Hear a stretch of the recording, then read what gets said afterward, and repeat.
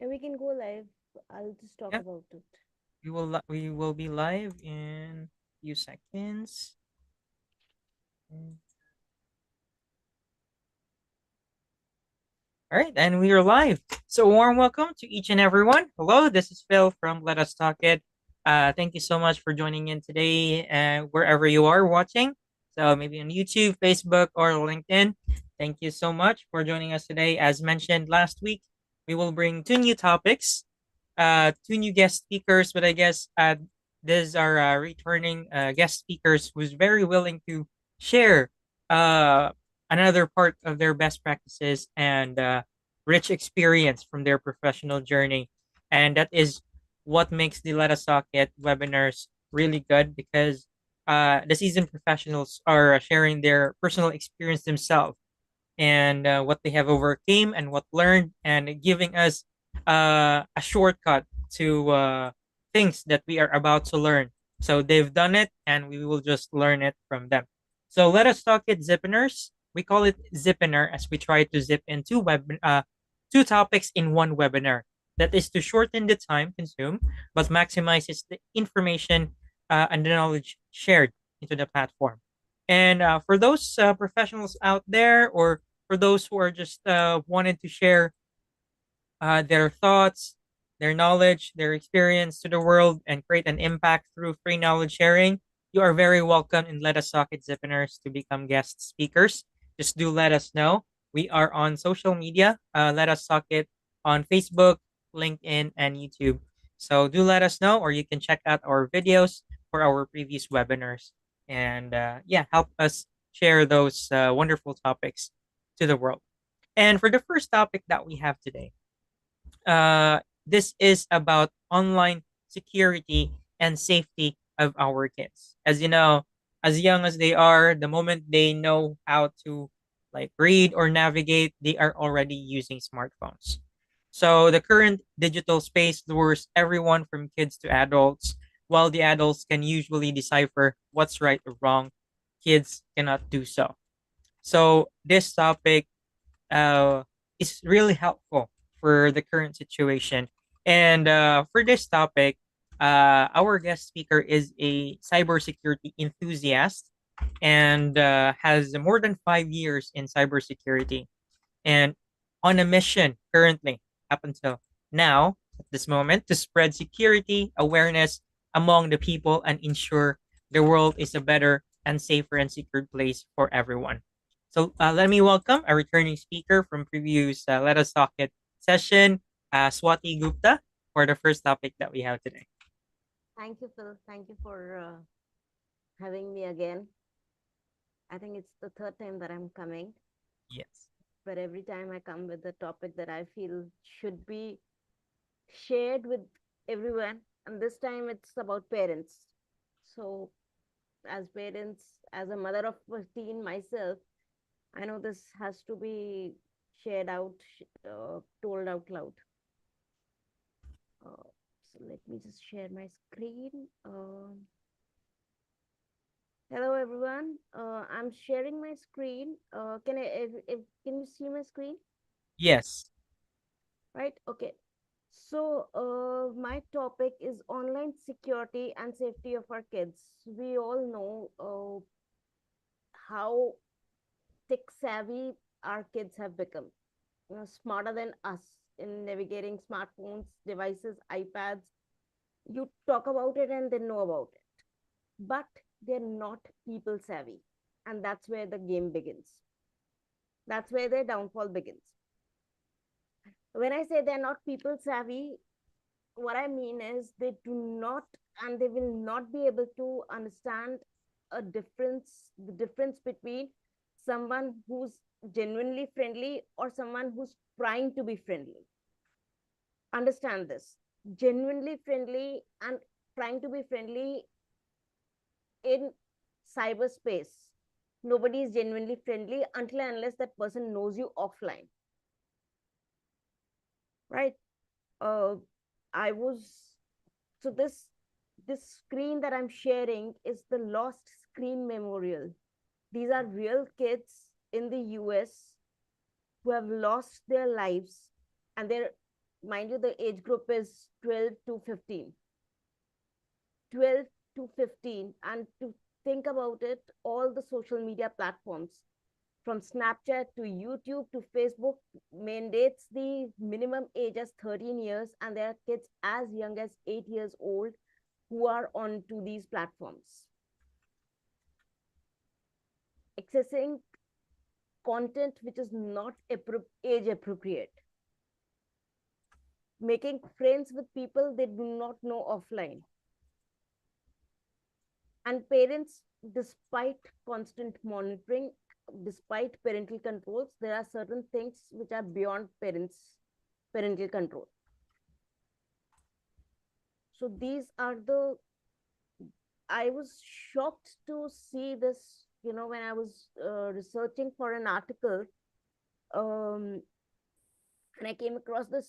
I'll show you one guy whose story particularly. Yeah, this Matthew. He was. He's an 8-year-old. Sorry, 12-year-old guy. His parents had permitted 1 line of online session, 1 hour of online session after dinner. One day, when after dinner he went to for his online session, he never came back. He passed out. He died trying that choking trick on the on one of the social media platforms. And how did parents came to know about it? His older brother came to see him that it's more than 1 hour and he's not come downstairs for family gathering after the dinner and everything. He went to his room and he saw his brother dead. The guy was, I think, 14 or 15 years old. There's a blog by a teenager talking about how his sibling has got addicted to a smartphone. The idea is not to scare the parents. I'm a parent myself. I know how scary it is when my son spends hours and hours on uh, laptop. So I keep talking to him. I know that there are certain things that our moms used to tell us when we were kids offline. Strangers are danger. You always have to remember that stranger is danger. That thing that will applies on online all the more, because offline, if a person is trying when a person is trying to contact you, the person age, the person's face. Online, these people, the pedophiles, the predators, what they do is they hide behind the caricatures, the avatars, right? And they will tell the wrong age, pretend that they're kids. Like a recent incident, I was watching. It's on a podcast by Scrolling to Death, uh, wherein in Vermont, two 12-year-old girls got an access to Snapchat when they were 10, at the age of 10. And remember, the minimum age requirement for anybody to get on to these social media platforms is 13 years. Whether US or globally, the age remains the same. So it is very difficult at 10 years if these girls are using Snapchat. And Snapchat is it advertises itself as a messaging app, but it is not. It's a social media platform with a goal to lure children to stay addicted on it. It has these stories, it has snap scores, and it gets you connected to adults, pedophiles, predators around if you're geographically close to them. So if I'm staying in India, in New Delhi or anywhere else, somebody staying in some other part of Delhi I'll get connected to that person. Whether I have common friends or not is not the issue. Whether I know that person or somebody through that person or somebody, there is a common connection between us or no, that's not the question. The question is that we are geographically close. So Snapchat will suggest that, okay, you be friends with this guy or this girl. And honestly, you do not know whether the person who's pretending to be a guy is a guy or a girl. The age they are pretending, the age they are talking about, whether they are 24 actually, or they are whether they are 17 actually, or they're 24 or 25 or in very much an adult. So this case, this particular case, this that came out, that came to the light was of two girls who logged formed I mean opened their accounts in Snapchat when they were just 10 years old, and at 12 years they befriended a guy called Robert. Let's say, let's call him as Robert. So this guy, he gave his age as 17-year-old. Okay, he befriended the girls and started talking with them. Snapchat also encouraged both the girls to engage with him, share stories and all, because that increased their snap scores.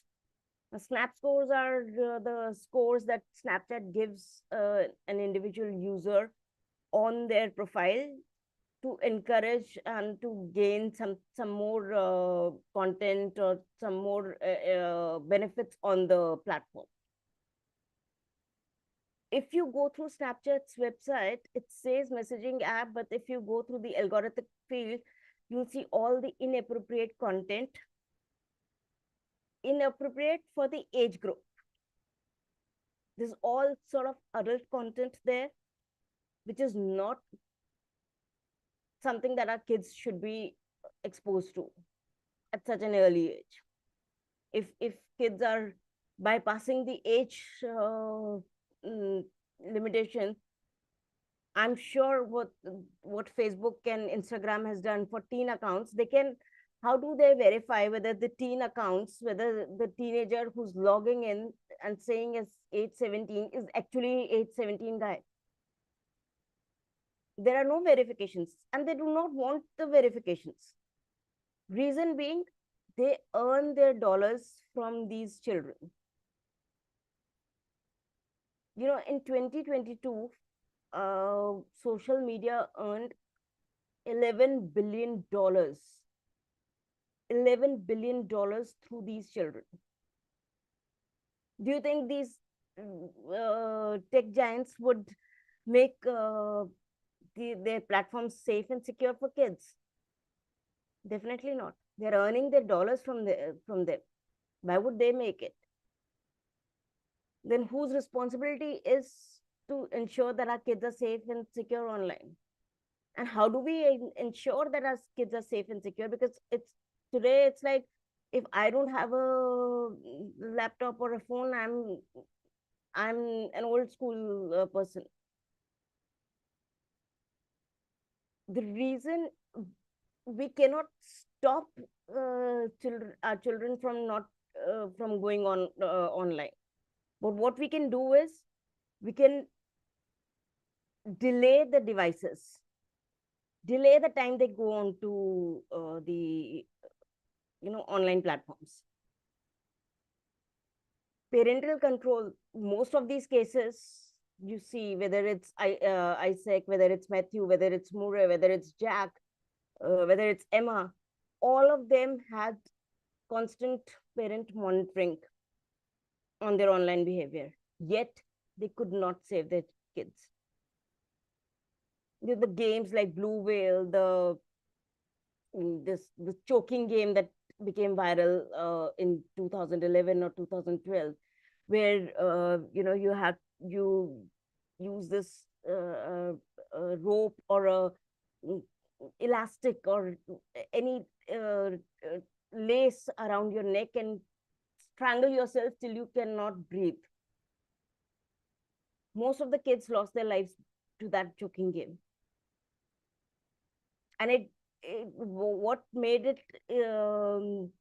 what made kids try those things were because the people who were trying in the video made it sound like very easy, and they were laughing all through this. The kids get inspired.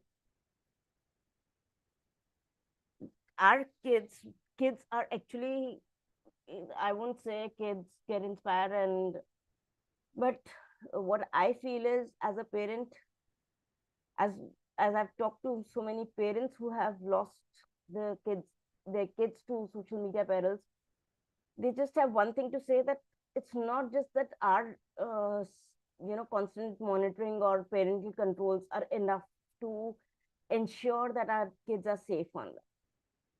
There has to be some responsibility from the government side as well, some laws that need to be passed, like Australia passed, under 16 there's a ban on social media.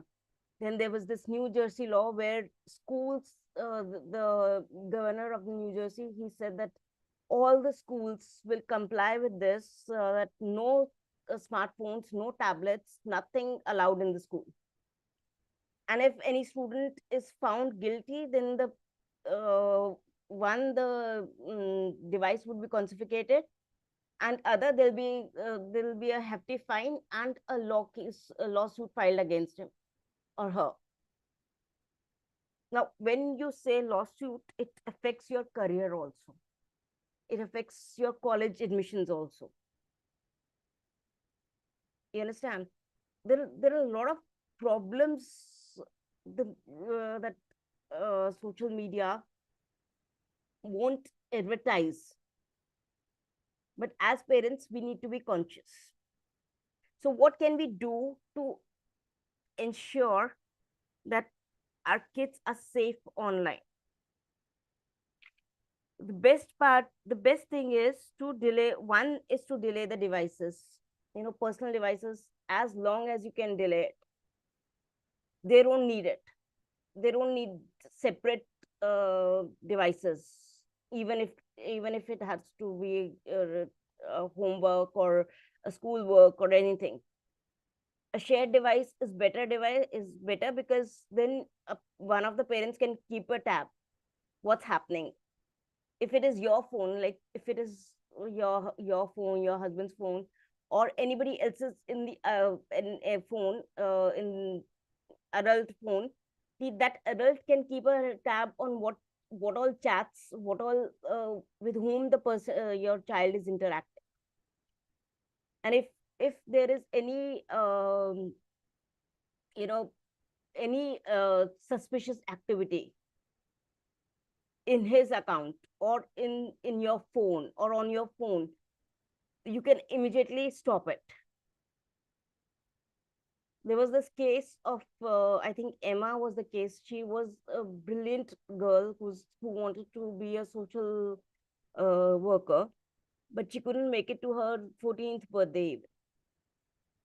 On her 13th birthday, she received a smartphone from her parents as a birthday gift, and that was the that was the downfall of her life. Why? Because she got addicted. She downloaded Snapchat, she downloaded TikTok, what all, and all these social media. They just want to be, or they just want your children to be on the platform for as long as they can be, because that is where the money is. There is this the advertisements of some anxiety pills, that if you take these anxiety pills, you will not, anti-anxiety pills, you will not feel anxious, you will not feel depressed. But those pills are poisonous. Those pills look real, but they're not real. They are this poison called phenytoin, which even one tablet is enough to put you to sleep forever. So the numbers are really alarming. When I researched about it, I mean, I used to think that, okay, there are a couple of problems in social media, um, the, it is convenient to have social media because you uh, these days our social life is restricted to social media. I remember when we were kids, we were supposed to go outside and play. That was mandatory. 1 hour play, outside play was mandatory for us. And these days, these kids are stuck onto their phones. Who wants to go out? I'll play football in my on my phone. Oh, cricket. Oh, let me play it here. There was a time when families used to get together to play board games, to play card games. Everything is available on the phone. Why do play anything else? You step into a pediatrician's office, there is no children's book, no children's magazine out there in that pediatrician clinic, in any pediatrician clinic these days. I don't know about outside, but in India it's become the case. And every second child, if you notice, is on the phone. Now when a toddler a toddler is, his senses the senses are stimulated by the vibrance of colors and lights is what excites them. That is the reason why these Coco Melon and all these nursery rhyme apps are popular with toddlers. Even the games. I mean, an 8-year-old playing Counter Strike, which is a game full of violence. You talk about Roblox, interactive game session. That is where the predators are, and all of them are connected. All the predators are connected. One child, if uh, gets trapped in one of the predators' trap, the entire community knows, and then the noose starts tightening, and the child is trapped. There was a New Jersey family who had to leave their home because of the threats the child started receiving from one of the predators. And it was the extortion demand. You pay me this much money, otherwise your compromised photos are I'll leak the compromised photos. Thankfully, the child spoke with their parents, and parents filed a complaint. But the predator started, like I said, they are all connected. So there was not one predator who was threatening them. There was a group of, I think, 15, 20 predators, ferophiles, who were threatening them. So they had to leave everything. Everything means they just up and ran away, disappeared within a night. And that too, they couldn't do it in the daylight. That too, they couldn't take anything from their home. It was just what they were wearing, and they had to move if they wanted to save their lives. So our kids are young.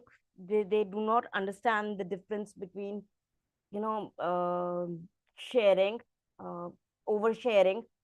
They get chatty. There are a lot of things that work against children on social media. And social media, honestly, was not designed for protection, was not designed for security.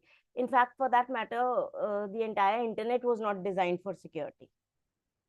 The entire internet has been designed only for communication. You have these these Instagram teen accounts, Facebook teen accounts, YouTube kids.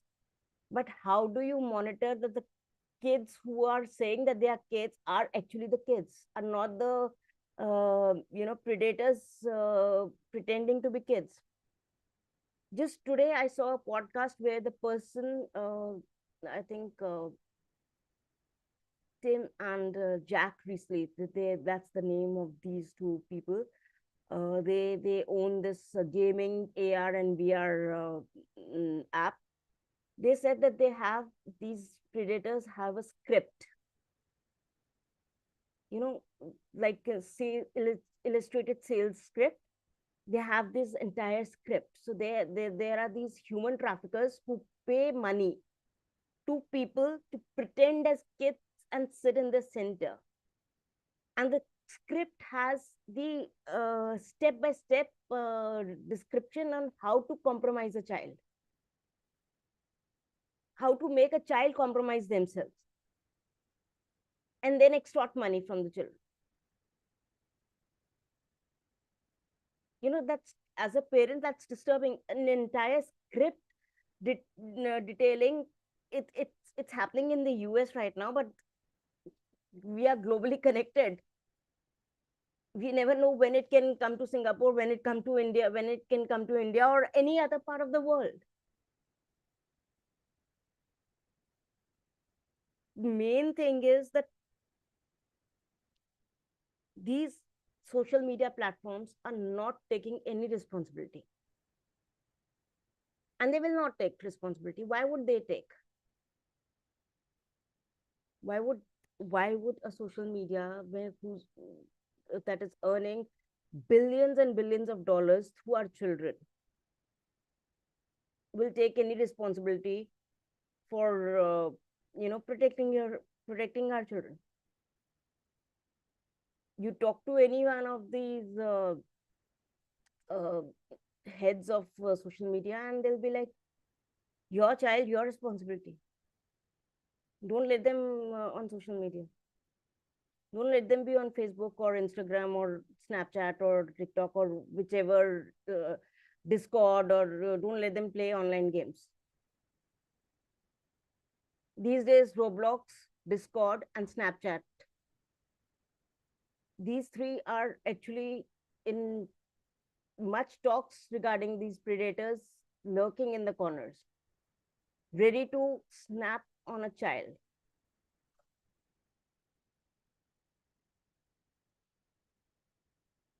So, how the idea is, again, I'm saying the idea is not to scare anyone. The idea is just to make parents aware. Now, how you can do it with small kids, it is very important to understand that you have to restrict their online usage. And when I say small kids, I'm talking about under 12 kids. They do not need separate phones, they do not need separate devices. A parent can take up the onus of, letting the getting the homework or the schoolwork and ensuring that the child does it, but they do not need separate devices. Secondly, it is very important as parents to have a family time, to spend as much time as they can, either of the parents or both the parents. That's not the question. The idea is to spend, to forge that bond, so that the child feels safe in your company.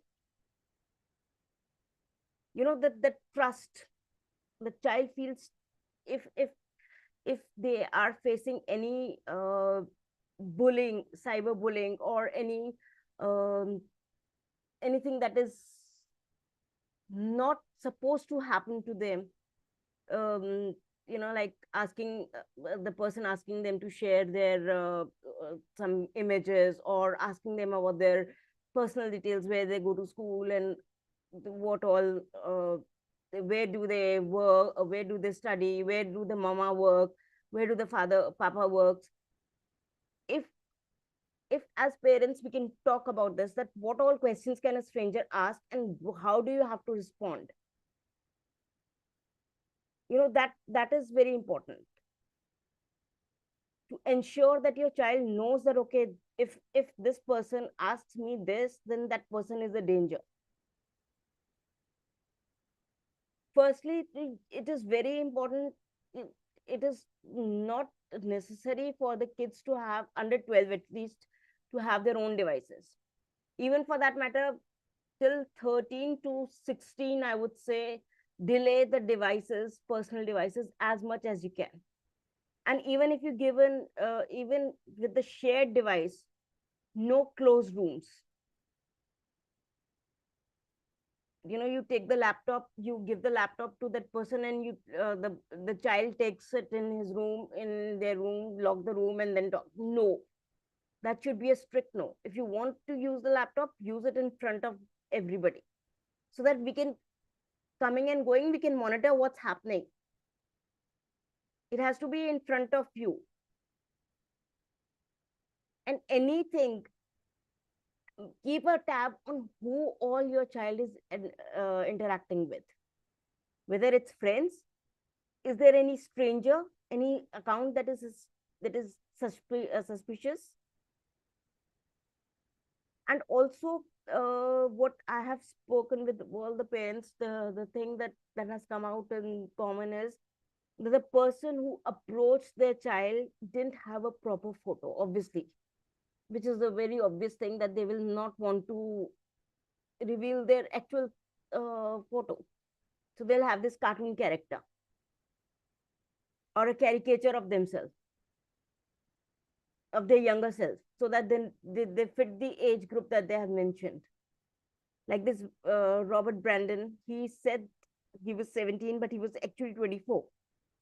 Finally, he convinced the girls to meet them near their near the one of the girls' house at an elementary school. The guy had arranged for an alcohol, vape, and some plan B backup of morning after pill.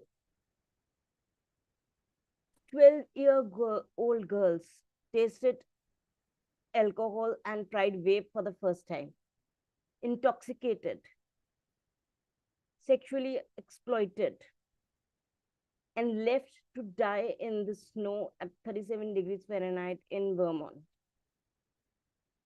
The girls were found on, I think, 2 a.m. on 2020 November by a patrolling man. They were so disturbed emotionally, mentally, that they had to go for a therapy for a year. The parents sued Snapchat, but what's the point?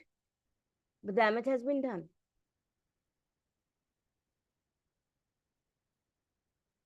The girls are scarred for life.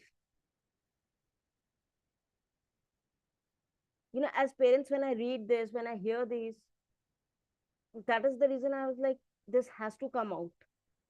Because we give our kids the free hand. Okay, you have this device, you can log on to Facebook, you can log on to Instagram, thinking that they are safe messaging platforms, but they're not.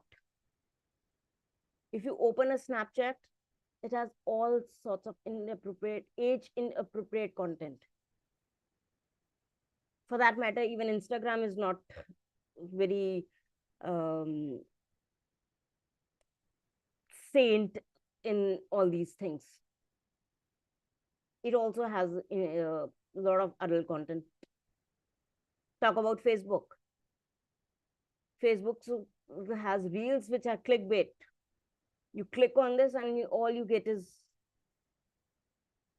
inappropriate age adult content, which our children should not be exposed to. Forget about under 16, even till 18, they should not be exposed to such content. It scars them for life. There's another thing that has come up that I've been seeing in teenagers specifically, and that's sexting. Sharing your nude or semi-nude pictures, or talking about undertones, double meaning sentences. So I just had a word with my son, and I told him not to indulge in all these things, because as a human tendency, when you tell someone something to do it, they resist it. They have this resistant thing, that why am I being told? So I told him that the consequences, you may not know it now, could be you might have a trouble in getting a good college admission, because you leave digital footprints. Whatever activity you do on your accounts, you have a digital footprint, and people can follow those. college admission is one, your career, your prospective bosses would definitely look into your accounts. There are cases where people have lost their job because of the stupidity they did in their teenage. So the three key takeaways that I would want for parents is to delay the devices, personal devices, for as much long as they can. Create a bond, build a bond with your child. Let them go outside and play. Devices are not necessary. Encourage them to play outside. Forget about the weather. It's cold, it's rainy, it's hot, it's this.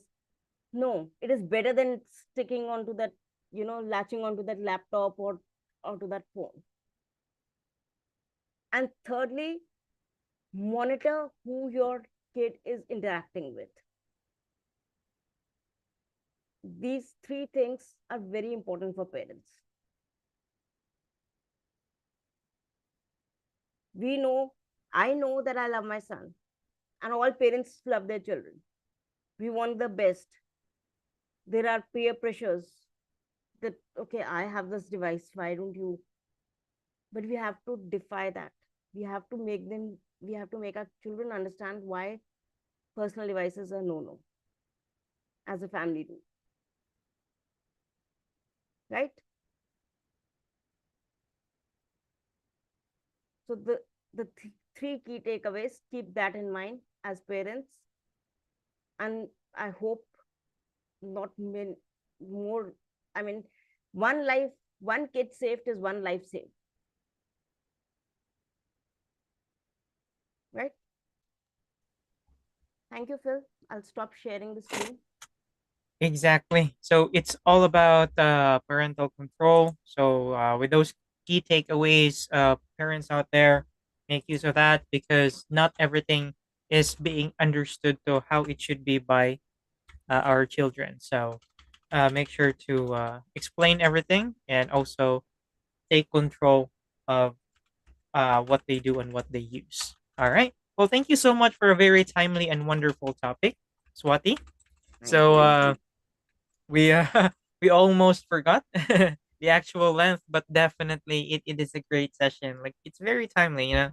Like we were just like some of the friends that we had was just talking about why kids are being indulged too early for their age in devices and like reasons being are that parents are so busy, but it's not really that uh well it's part of the reason, but it It's shouldn't be actually that way. one of those reasons that parents are busy. So to deflect them from troubling the parents, they hand over the phone to them. Okay, you play Yes. for this, play with this, play a game on this, and let me sleep or let me work or let me do whatever I'm doing, which should not be the case. Unfortunately, that is the case. Yeah. In fact, I did a LinkedIn post also, toddlers and tired parents and their devices. You know, uh, usually it's a mother who gives the phone to the child. I'm speaking from the experience. Usually it's the mother who gives the phone. Okay, you take this phone and you sit quietly and let me finish the household work and whatever office work or whatever I'm doing. You know, in fact, it should be the other way around. It should be like you should have a lot of crayons, lot of papers, lot of paints to get let them get messy. The simulation is colors. The simulation is exploration. How do you let a child explore without the devices is how creative can you get as parents. Like I tried my son to become I mean, I had introduced him to books quite early, and any new book he used to finish, but over the years he has switched on to gadgets, especially after lockdown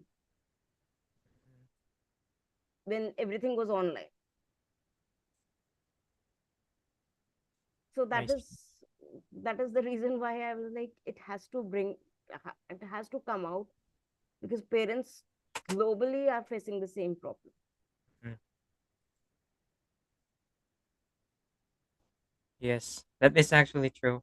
Well, again, that's it's really great one topic today, but yes, it only like the time is constraining us. Limited, It's yeah. actually yeah, the time is limited. It is actually a vast talk, but definitely it's very compact, and we've learned a lot. Thank you so much, Swati. So we'll Thank you. actually give way to the second speaker as well for Yes. the second topic that we have today.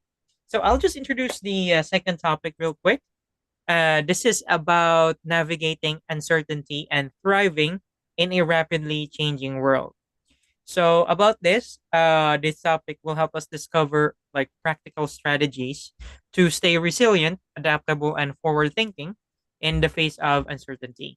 So this session explores how to turn challenges into opportunities and thrive amid constant change, because everything is in constant change. And to deliver this topic is a freelancer and a network marketer, a mobile and web app developer, and a SaaS video animator. So, entrepreneur CEO of Mike Multimedia, Mr. Mike Agunlui, for the second topic. So, Sir Mike, how are you? Can you open your video?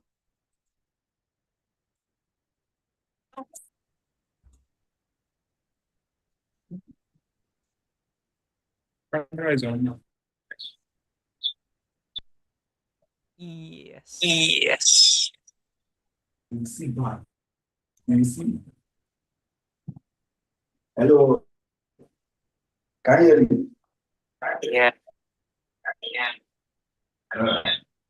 I can hear All right, myself. so Here.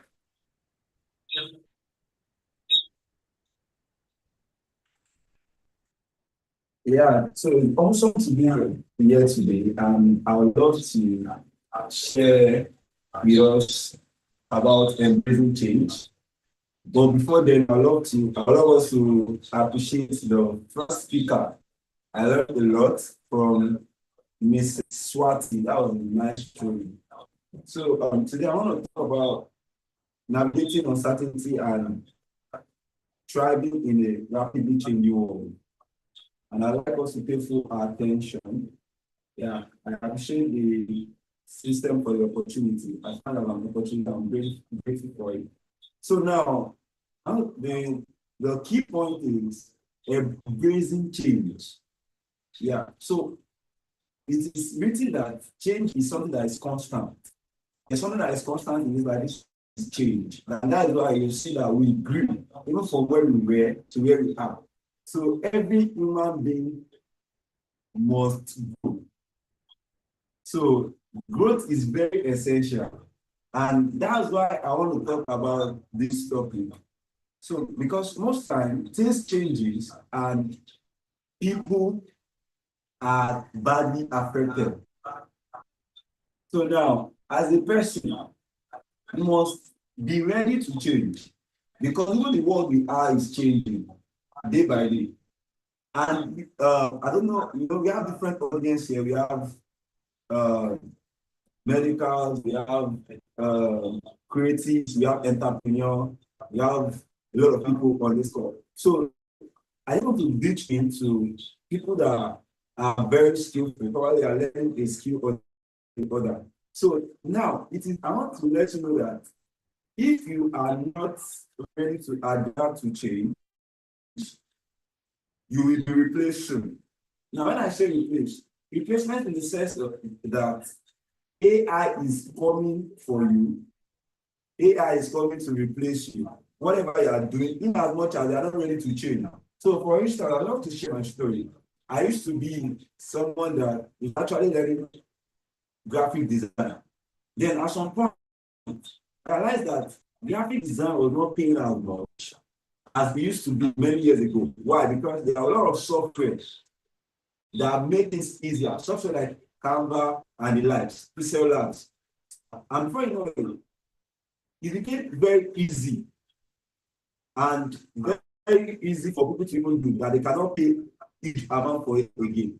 So at that point, I saw the need for change. So whichever creative you are, wherever you are working, whatever you are doing, you must give yourself to change.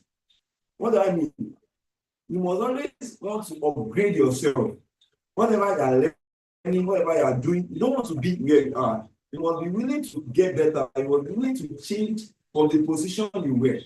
The result of what you are doing many years ago should also be the same result you are getting right now.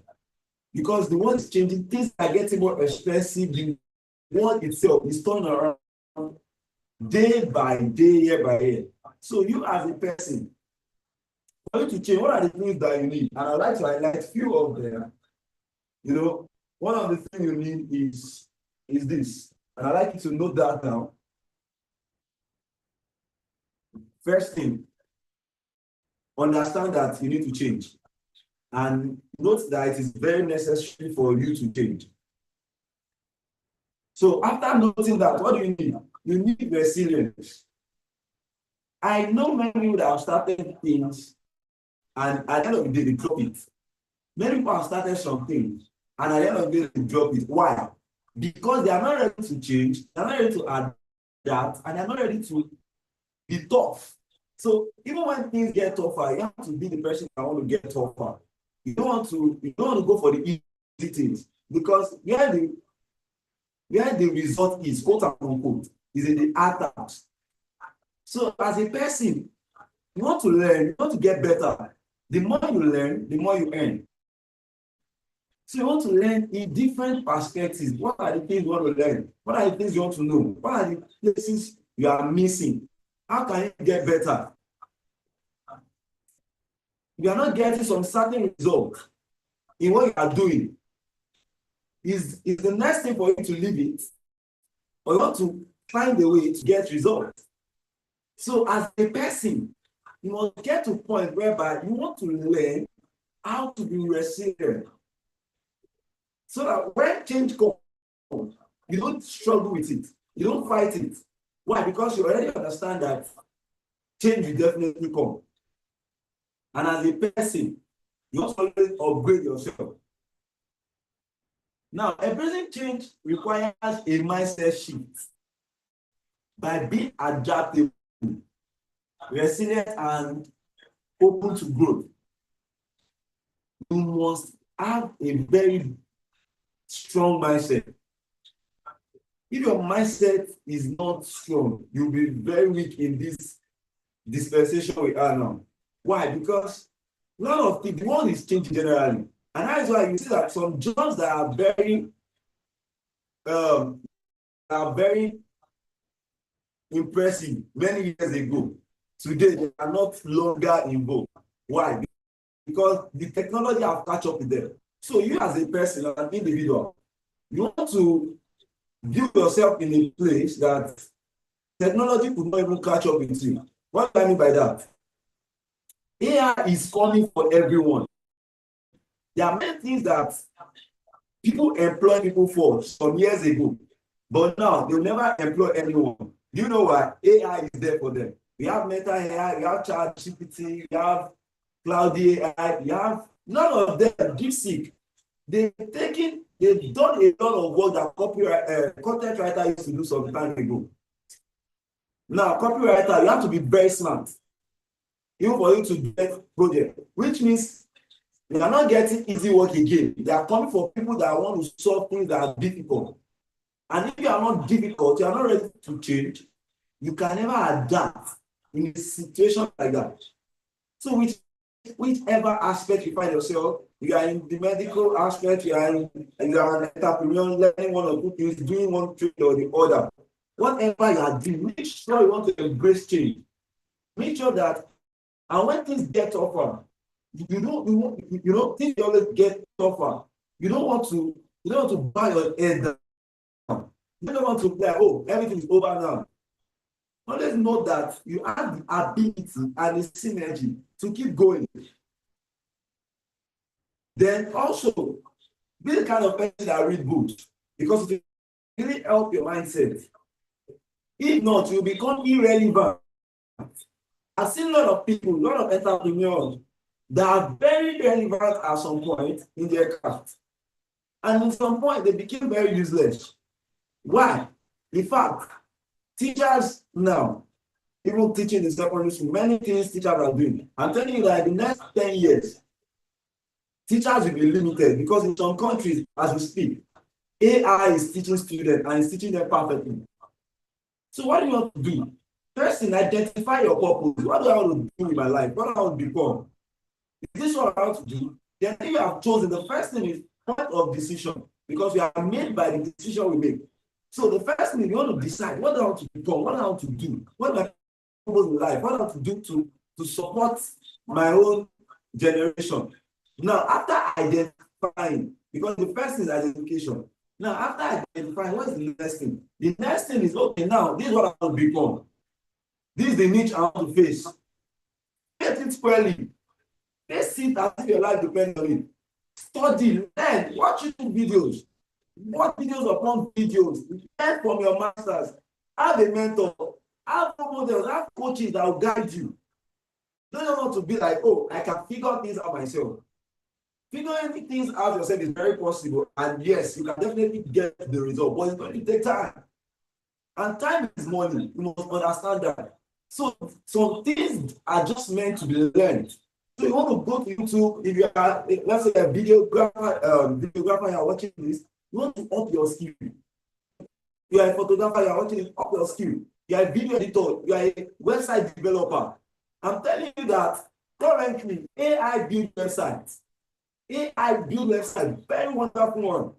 So it takes someone that is exceptional for the person to still be valuable at this point to be called a website developer.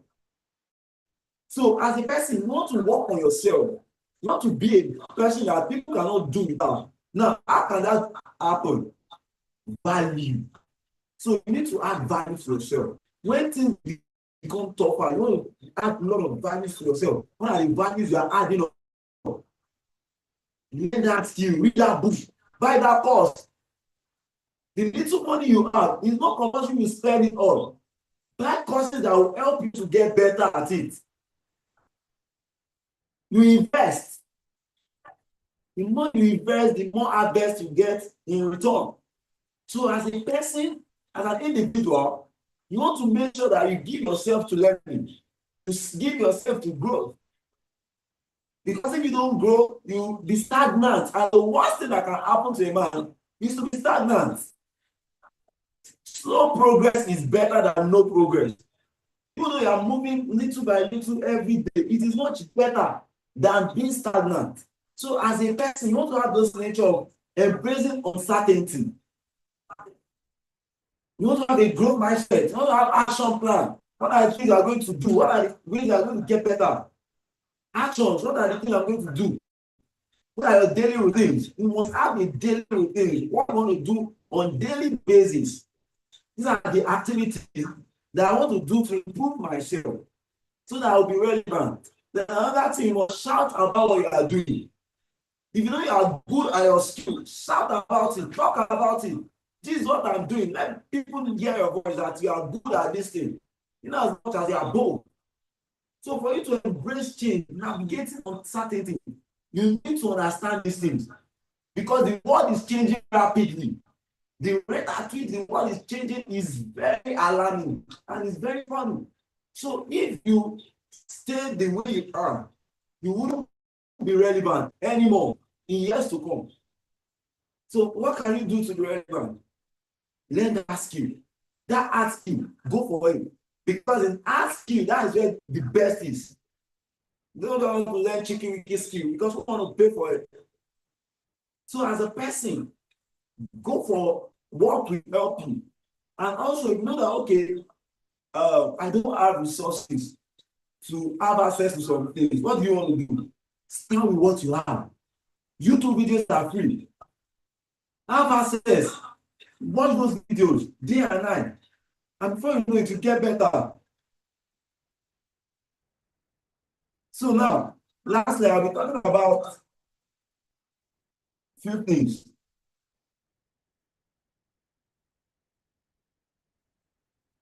okay. So I got this quote from John Kennedy. So now he said, life is 10% what happens to you, and 90% of how you react to it. So you must understand how to react to situations. When this changes, when price increases, what is your mindset? Is your mindset I cannot afford it? Or your mindset is how can I afford it? There are two different things. I must understand that. You must be the kind of person that feels like I can always get things done. I can make things happen. Don't care about, oh, people will tell you that thing is hard, don't learn it. That stuff is hard, don't do it. Do it. It has been long you've been procrastinating. If you are kind of person that is giving the procrastination, it will be very hard for you to succeed in life. I must understand this. For you to succeed, you must be the kind of person that is not given to procrastination. You must not be given to procrastination. You have the mindset of starting the content. What is delaying you? I'll do it next week. I'll do it next month. I'll do it next year. Time is going. You must be the kind of person that, oh, whatever I say, I do it. Start from where you are. Progress over perfection. Because change is a law of life. Things will always change. Things will always be expensive, even in your community. Instead of going to be shouting, these are too cost, these are this. What do you want to do? You want to put yourself into it. And also, lastly, you need to love helping people. To succeed in this nation, in this continent we are, one thing you're passionate about is helping people. And that's why I love the creators that bring about a community like this. And the purpose was to help people.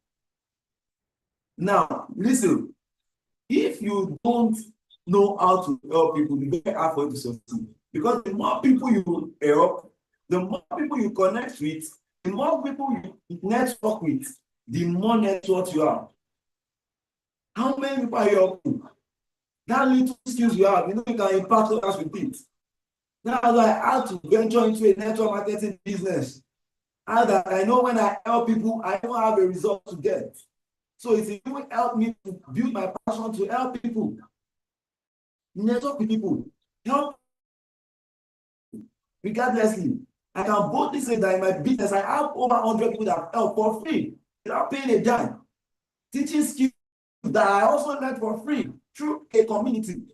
So give yourself into community. Be in a community that they will impact you. After impacting, you also want to impact others. So you want to be impactful. You want to learn. As I learn, you also want to teach people to also learn. And through this, we will reduce poverty. We can alleviate poverty by me helping people, you helping people in different measures. I have website designer, I have graphic designer, very good ones, video editors, social media marketers that have learned under my training for free. And why did I do that? Because I also learned it for free. There's a community that help us to achieve this thing. So you must find yourself in the community. You must find yourself in a system whereby people, you have the love of people. When you see your brother, you just want to help the person. You have the passion to always help, to show love. So you must have this with this. I'm telling you that you are going to grow in a mighty way that even you yourself will be amazed. You understand? So that's all I have for us. If you have any question, feel free to ask. Thank you very much. You John.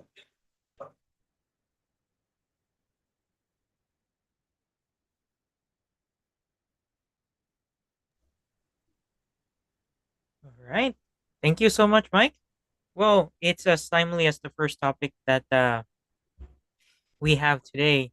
For me, my understanding, like procrastination, it actually makes you a loser when you haven't even started just yet. So you have to eliminate procrastination. I didn't get what you said. Yeah, as you have mentioned, like procrastination, it is like an action killer. Like you are already like you have already lost even when you haven't started yet, if you procrastinate.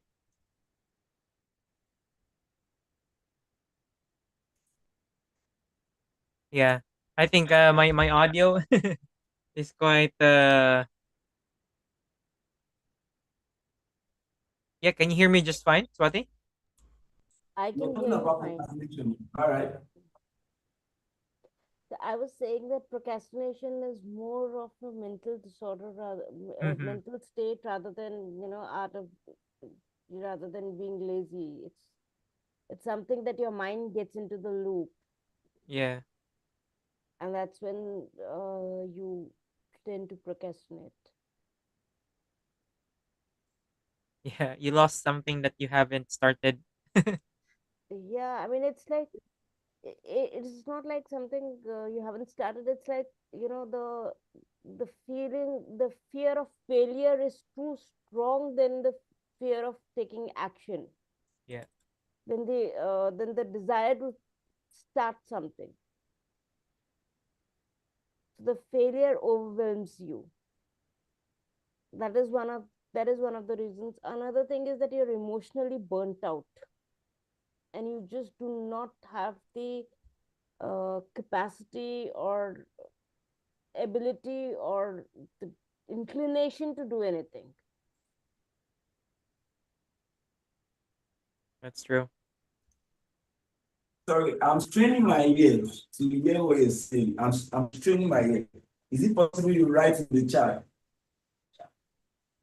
I'm straining my ear. I don't know if it's my mic that is not too big. I can't hear you clearly better. Yes. Let's see.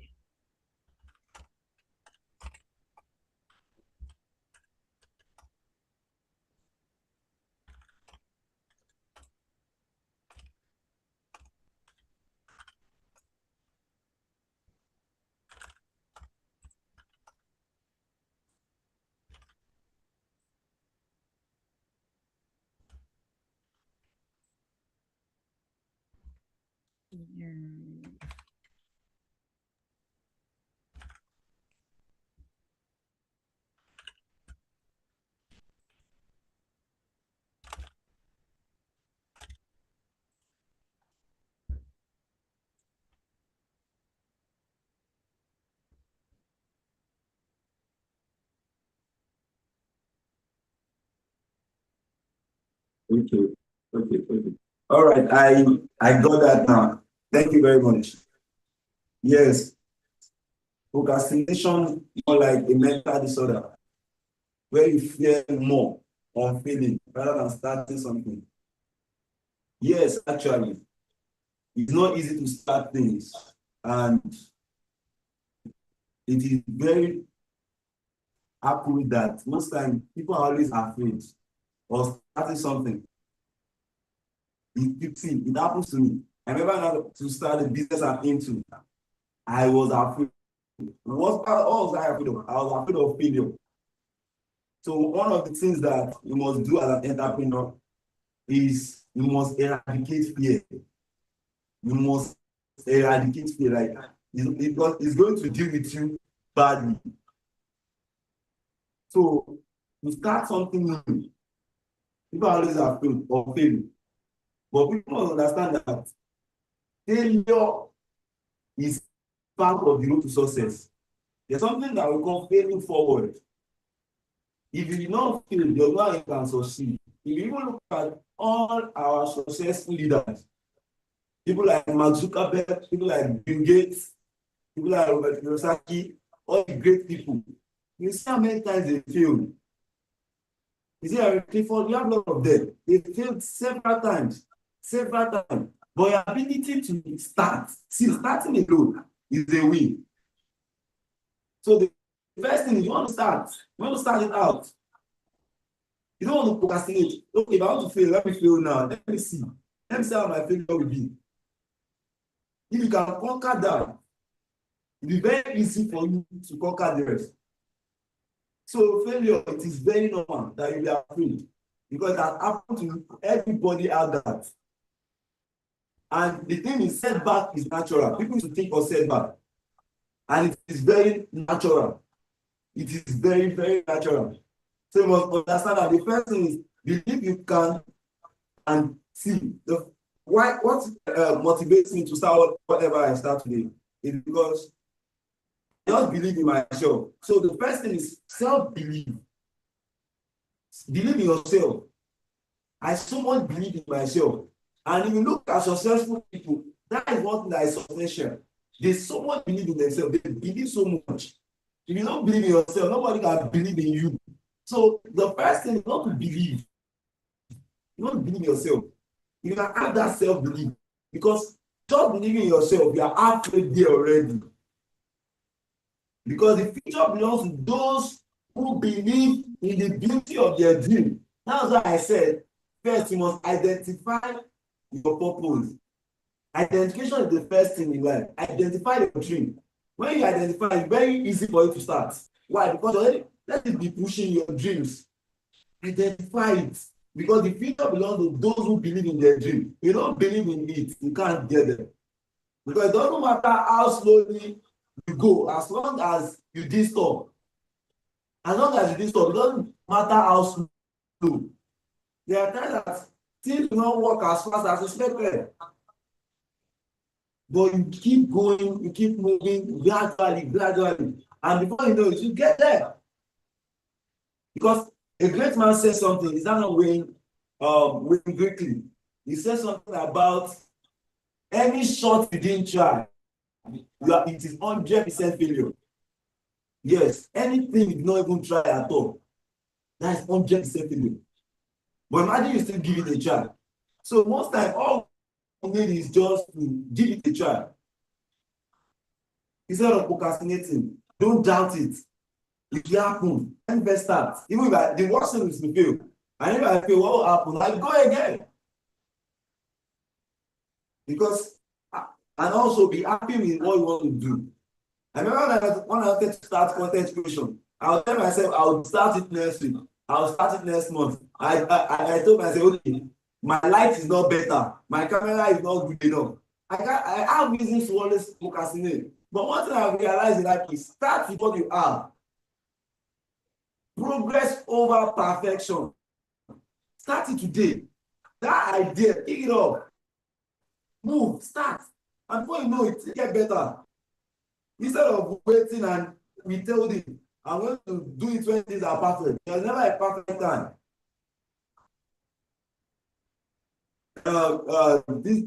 This popular man said, that is Zig Ziglar. He said something. He said, you don't have to be great to start, but you have to start to be great. So, whenever you are procrastinating, the first thing that will come to your mind is, for me to be great, I have to start.